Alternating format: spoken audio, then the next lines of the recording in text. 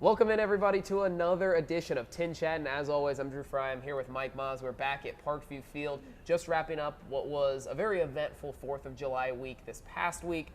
3 games at Parkview Field, 3 games on the road against the Lugnuts, and that's about how it lined up. Split the series 3-3. Yeah, Tin Caps took 2 out of 3 here at home. Got a really good win on Friday night, the 4th of July. Yeah, that was in a big Lansing. one. Yes. Had leads on both Saturday and Sunday, unable to hang on to those leads, and unfortunately lost both of them. So we take 2 or 3 at home. Lansing takes 2 or 3 at their home. And in fact, the game on Sunday decided who would win the season series by winning. Lansing wins that series 8-7. Yeah. But it was a good week, as you said, an eventful week. The crowds, especially on the 3rd here and on the 4th up in Lansing, phenomenal. Right.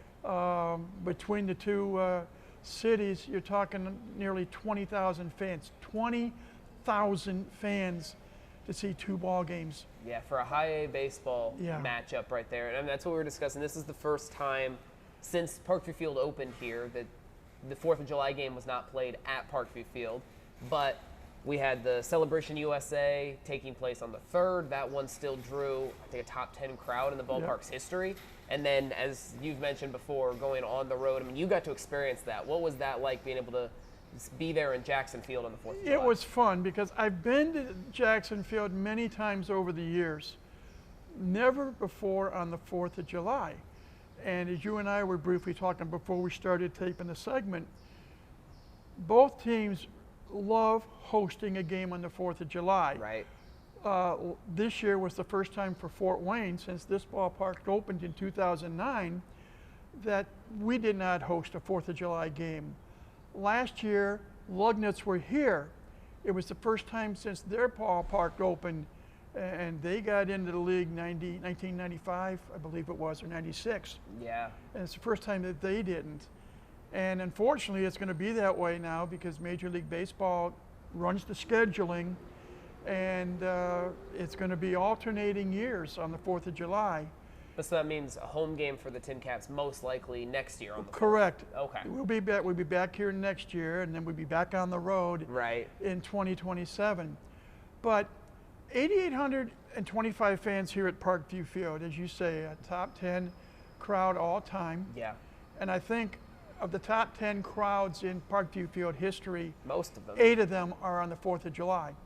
Yeah, The all-time best is just over 9,500 in 2019. I believe it was 9,504 in 2019. The crowd in Lansing on Friday night announced at 10,527. It was the 18th largest crowd in all of minor league baseball. You're talking 120 teams in affiliated minor league baseball. Right, and that's across A-ball, AA, and AAA. AAA.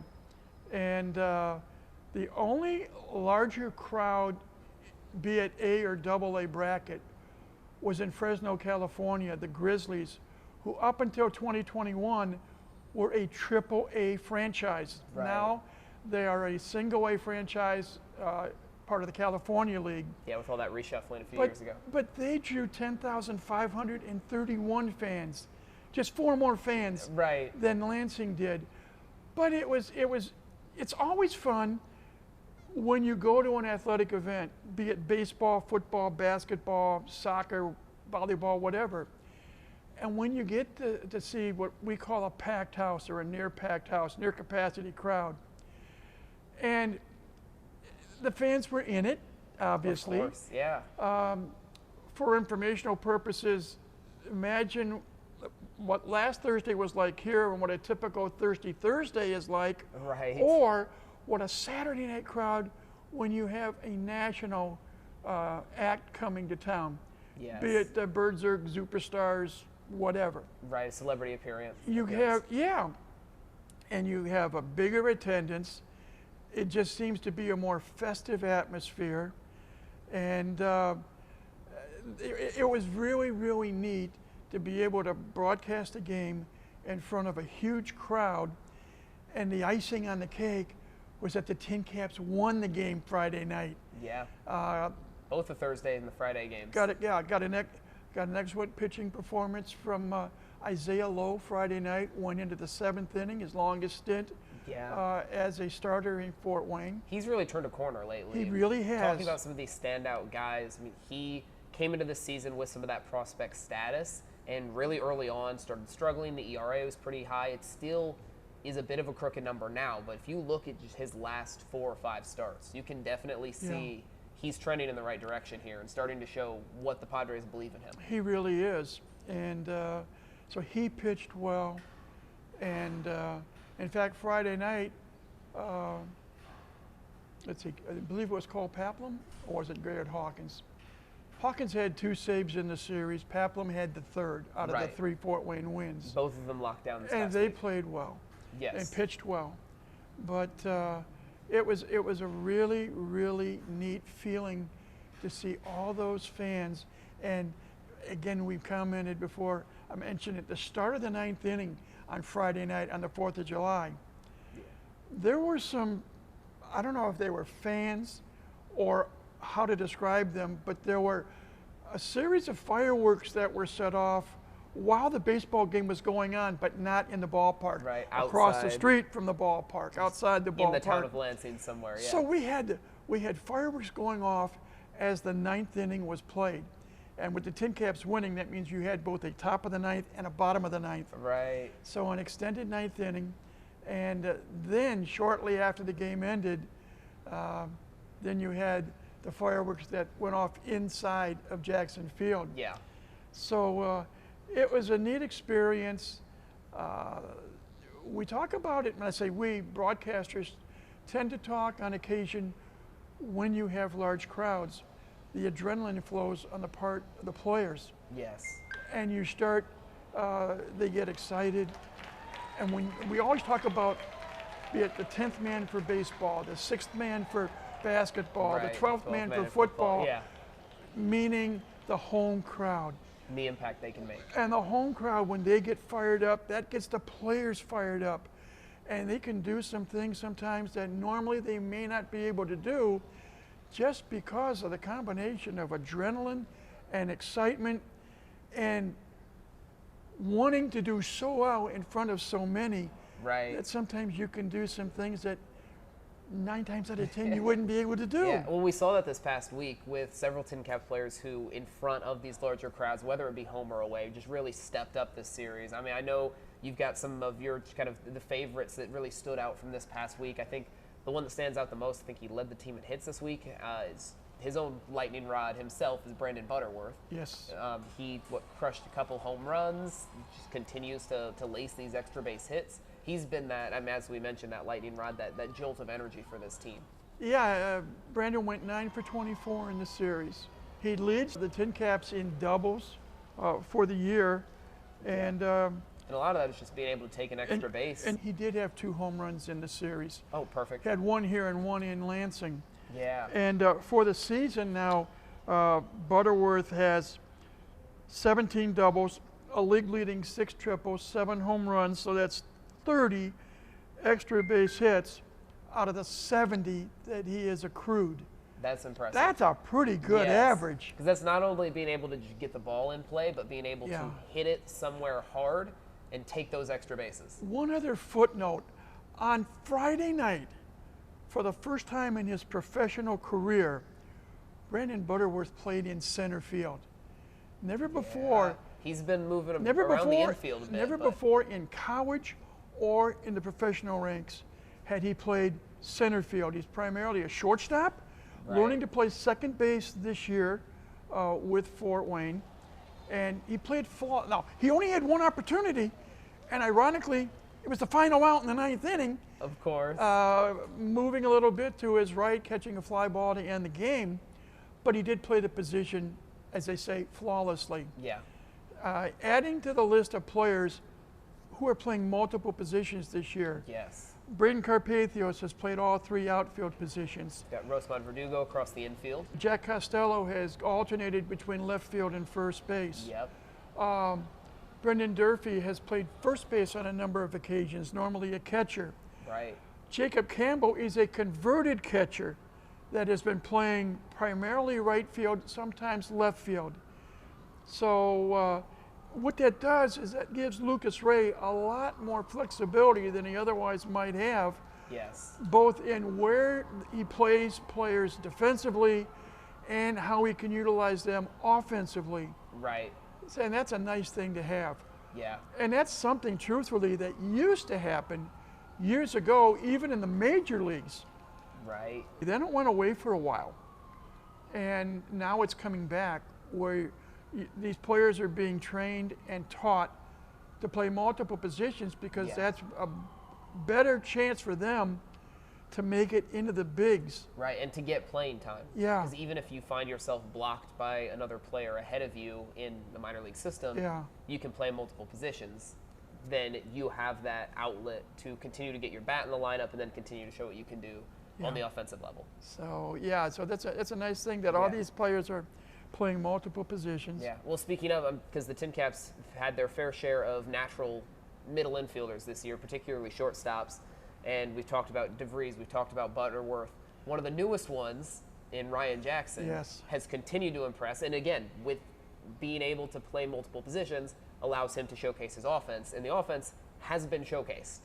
Yeah, he now is the team leader in consecutive games reaching base. And he started that streak the moment he got here. He actually started the streak in his last game at Lake Elsinore. It's true. And he's played 16 games as a Tin Cap. He's reached base all 16 games. So that's the high water mark there. And again, here's another player who is primarily a shortstop. He's even played 2 games in left field for Fort Wayne. He had never played in the outfield before this series began here against Lansing. But Lucas Ray is finding ways to keep him in the lineup, no matter who else needs to play a certain position. And going back briefly to the start of the series here last week with the Lugnets, he made a tremendous leaping catch up against the wall in left field, which saved at least 1 run, possibly 2. Yeah. And putting your body on the line. And he is so steady, Drew. We have commented on the radio, when I say we, my partners, Jaden Taylor and Andy Yakum, just how relaxed he seems to be. He takes everything in stride. Yes. Which is what you strive for. You try not to get too high with the highs and too low with the lows. Exactly.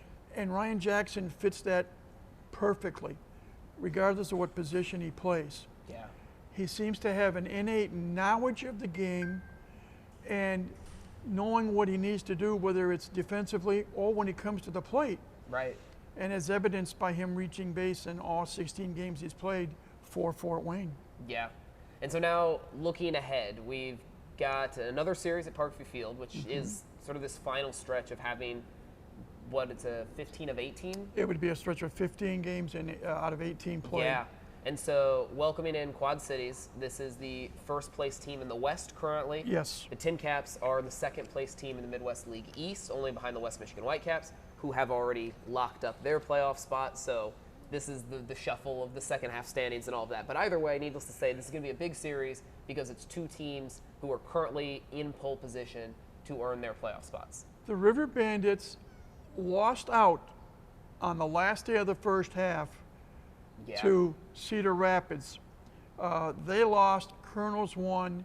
Colonels won the first half, West Tidal by 1 game. Right. So you know they have that momentum, that drive and to so try and prove themselves. And they're in first place in the second half. So they want to play the Colonels in round 1 of the postseason playoffs. Exactly. And they have the second best record in the Midwest League starting play this week, 48-32, bested only by who else? West Michigan, of course. Whitecaps, and you said at the start, leading the division in the second half, 10-5, 1 game ahead of Fort Wayne. Yes. Overall, they are 54-26. Yeah, but the second half standings is really all that matters now. Correct. There's a lot of teams bunched in there. Again, West Michigan not eligible for that postseason spot because they already have it from the first half. So you've got Fort Wayne in there. You've got all the other teams in the Midwest League East not too far behind. And we should also say that all 5 teams in the Eastern Division are throwing a mini party today because of the fact that the Detroit Tigers, who, by the way, have the best record in Major League Baseball right now at 57-35. As well as their minor league teams are doing well, too. Just swept a 3-game series at Cleveland. They promoted 3 members of the West Michigan Whitecaps. 3 of the Tigers' 3 top best 4 players on that team. Yes. Including Max Clark, the native Hoosier. Yep, and then Kevin McGonigal. And Josue Briseño. Yeah. All 3 of them moving up to Double-A Erie now, which means that, assuming that none of them get sent down for whatever reason, injury or struggles or no matter, that does mean that for the rest of the season, West Michigan's 3 highest-ranked prospects and 3 of their star players at the top of their lineup are no longer going to be with this team. And that'll make life a little bit easier for everyone else in the East to try to get that second half division title. But so now West Michigan just has to focus. They already have the first half title, so they're making it to the postseason. So West Michigan has nearly an entire second half to now figure out how do you win without those 3. And they have plenty of other talented players on the team, more than just those 3 guys. But it's now going to be about how can they step up. As for the teams playing them, it's now how can we expose different weaknesses. True. And that's what the Tin Caps are going to have to focus on. I think everyone needs to remember the minor leagues. Yes. It's not just leagues or divisions and teams trying to win a division or a league championship. It's all part of the bigger picture of developing players in hopes of turning them into major league stars. Exactly. And so what you have right now, and in the case of the West Michigan Whitecaps, like you say, they're playing with house money in the second half. They know they're in the postseason playoffs. Right. So they can turn their attention to the development of these players even more so. The wins and losses don't mean as much in the second half as they did in the first half. Right. Everybody else still has that mixture. Yeah. You want to win, you want to get to postseason play, while you're developing the players. Right, and the Tin Caps are going to have to balance that too now. And let's take one person as an example. Yes. And I know we're going to get into it momentarily. Shortstop Leo DeFries. Right. The #1 prospect in the Padres organization. At last report, the #3 prospect in all of minor league baseball, yes. period. He's going to play in the Futures game over the weekend. Correct. He's just 18 years old. He hit what I term monster home run in Lansing yesterday. That if you compare Jackson Field in Lansing to Parkview Field here in Fort Wayne, right. If you superimpose Parkview Field onto the picture in Lansing, I truly believe the home run that he hit yesterday would have hit the treetop section, a feat that's only been done 3 times in the history of this ballpark. Hit just a monster shot. Everybody knew it was gone the moment it left the bat, and basically everyone watches in amazement. Leo has all the talent in the world. Right. He has exceptional speed. He's a switch hitter who really has more power from the right side, yet of his home runs, the ones that have been hit as a left-handed batter seem to have traveled farther. Yeah. He has a tremendous throwing arm. There are times that Leo, in his bid to make from a regular play into an exceptional play, rushes things a little bit. Right. That's part of the development process. Granted, he's made the most errors on the team. The huge majority of them are throwing errors. Yes, and he's learning when to throw. He's learning how to adjust his body if he's trying to make a tough throw, and that's something that will come with age and will come with time. And again, not just Leo DeVries, but everybody on this Tin Cap roster, they're learning to play what we call a full season of professional baseball. Exactly. At this level, it's 132 games. At the Double-A level, I believe it's 140. At the Triple-A level, it's 148. Major League level is 162. Of course, yeah. As opposed to if you're coming from the college ranks, even if you make it to the College World Series in Omaha, you're only talking somewhere between 50 and 65 games a year. You're not playing close to 100 yet. So they're learning. And I can speak from experience to just this last weekend being able to be with the team in Lansing. Long nights. Yeah. I think the shortest game well, I know there was one game that was 2:28, one game that went over 3 hours. Right. And there's that variance. You have to adjust to it. Yeah, you have to adjust to the length of the game. When the team is on the road, you're on a bus, you go to a hotel. For example, Friday night, we had a game that started just after 7 o'clock. We did not get to the hotel until near 11 o'clock at night. And so then you've got the overnight period. You come to the ballpark. Right. We had Saturday, we were at the ballpark at, just after 2 o'clock for a 7 o'clock game. Yeah. At home, you have infield practice and batting practice at an earlier time.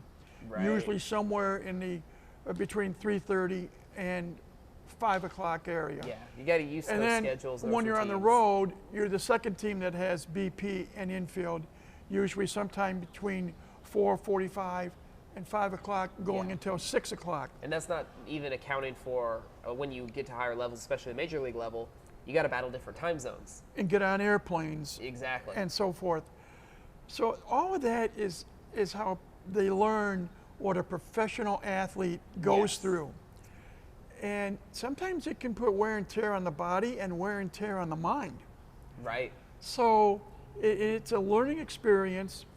And to try to finish off my long-winded answer. Of course. Leo DeVries being 18 years of age. We just mentioned about how the 3 Stars of West Michigan being promoted to AA status. Right. I have no proof of this. I have no knowledge of this.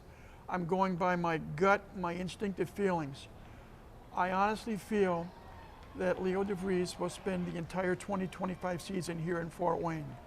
I could be wrong. I hope I'm not, because the fans need to come out and see him. Yes. And I base it primarily on the fact that he's just 18 years of age. Right. And we saw something very similar with Ethan Salas last year. Correct. DeVries is hitting better than Salas was as a member of the Tin Caps at the very least in this one season sample size. Yeah. But yes, he's 18 years old. There isn't really that need to rush him at this point, and you can just kind of let him continue to develop. And he is going to get the experience of these sort of major league style reps. The Futures game is going to be this weekend. As we're filming this on Monday, it's going to be this following weekend. I think going through the list, 7 or 8 current high A or Midwest League players have been named to that roster. If you're just taking anyone who's played in the Midwest League at some point this season, I think the number goes up to about a dozen. You could take someone like a Gage Jump, who was with the Lansing Lugnuts and pitched very well against the Tin Caps. Oh, yes, he did. Yeah, so you've got a handful of those guys who are now at the AA level, and a handful who are still at this A-ball level. DeVries is a part of that mix. The 3 West Michigan Whitecaps we all talked about are part of that mix. The Loons have a couple. Tommy White, who just hit the go-ahead 3-run homer on Sunday. Yep, he's going to be heading down to that All-Star game as well. Leo DeVries is the only member of the Padres organization that will be participating in the Futures game. But the 4th in a row. But he is the 4th Tin Cap, third year in a row.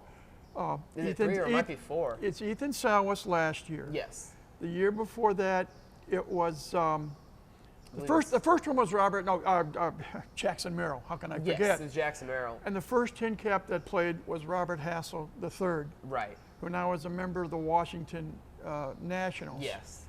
And you stop and think. You got Robert Hassel, who's in the big leagues with Washington. You got Jackson Merrill, who is the starting center fielder in San Diego. Yeah. Ethan Salas is right now at AA, but he's still projected to be in San Diego by 2027. Right.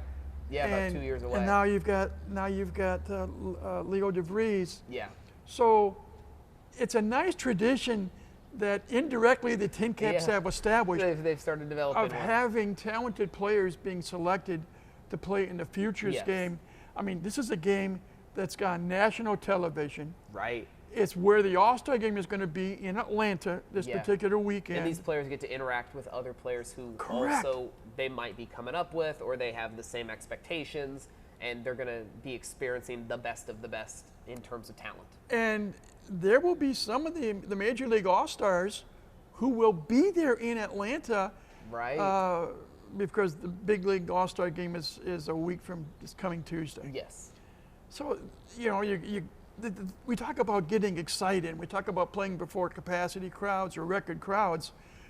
Leo DeVries is going to get that opportunity this weekend. And he's already played in 2 big crowds just in the last few days. Right. And gets another one. So he gets another opportunity here. Yeah. But that just goes to show you there are what I will term carrots that are obtainable for each of these players. They all want to make it to the major leagues. They all would love to have a great career in the bigs, but they also now realize it's not going to come easy for them. They're going to have to work extremely hard. They're going to have to be dedicated. They're going to have to prepare. They're going to have to listen to the instructions they get, whatever level they're at. Managers, hitting coaches, pitching coaches, whatever.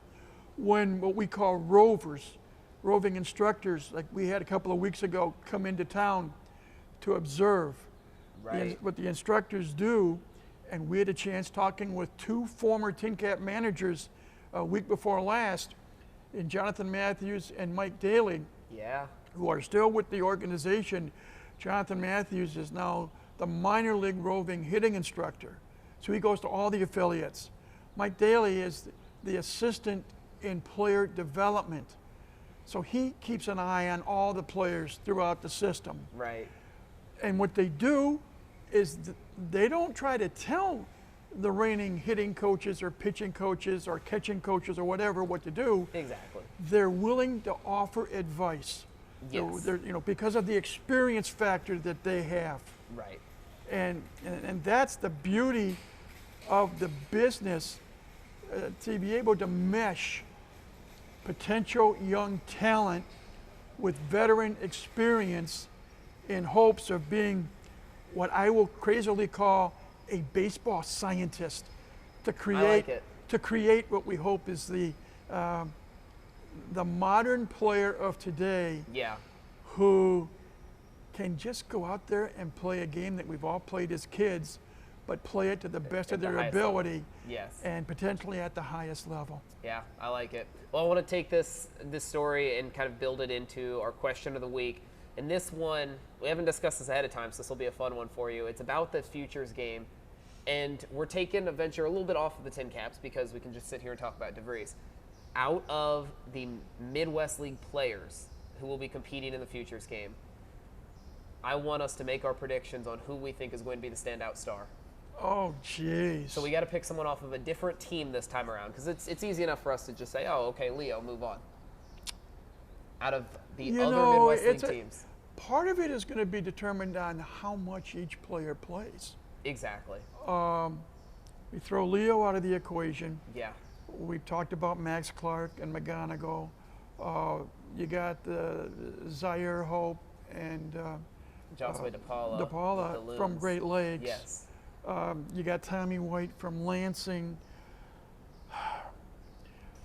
Here is my stick a hand in the hat, pull out a name. My initial first thought, and not only because of his talent, but because the way he's currently playing, would be Kevin McGonigal of West Michigan. Yeah, he's one that's definitely on my list as well, because he's that type of just pure hitter. It doesn't seem like anything really phases him. He's just going to be able to get the ball and play no matter what. He's certainly up there. I'm also eyeing, we've got, I think, Kalen Culpepper out of the Twins system. He's another one that I've got my eye on. At the end of the day, though, I just think if anyone makes a mistake, Josue DePaula is going to put it over the wall. I can't wait to see the game, and then when we get together next week we'll to compare notes. Yes. But prior to that, one other note we need to mention before we're done today. For those of you that catch us today, tomorrow, whatever. Wednesday's game with Quad Cities starts at 12:05 in the afternoon. We have an afternoon game. It's the one and only midweek regular season game that will start earlier than 6:35 this year. It's a 12:05 first pitch. When we had reading program games several years ago, most of the time we started the game at 11:05, and I would always, when I would try to promote the game, I would say, join us for breakfast on Ewing Street. because we are at the intersection of Ewing Street and Jefferson Boulevard. Right. So for this coming Wednesday's game, join us for lunch on Ewing Street. I like it. But it'll be an afternoon game. Those of you that can find a way to call in sick, take off work, you can see the Tin Caps play in hopefully the sunshine. Yes. I have an excuse to be here for work, so I don't have to call out sick on Wednesday. Make sure nobody gets mad at you for that. Right, of course. But I just want to bring it to everyone's attention that Wednesday's game starts at 12:05. Yes. 7:05 on Tuesday, 7:05 on Thursday, 7:05 on Friday, 6:35 Saturday, and 1:05 on Sunday. But the Wednesday game starts at 12:05. Yeah. So we'd love to see you out here. Yeah, and I would love to see 5,000 or 6,000 fans in here. Oh, yeah. On a Wednesday afternoon. And I know the players would like it as well. Oh, of course. Yeah, we look forward to seeing how that one plays out, and of course all the other games this week. Thank you, Mike, for joining me again. That's going to do it for this episode of TinChattin. We will, of course, be back next week to recap everything along the way. In the meantime, Mike Maz, I'm Drew Fry. Thanks for watching.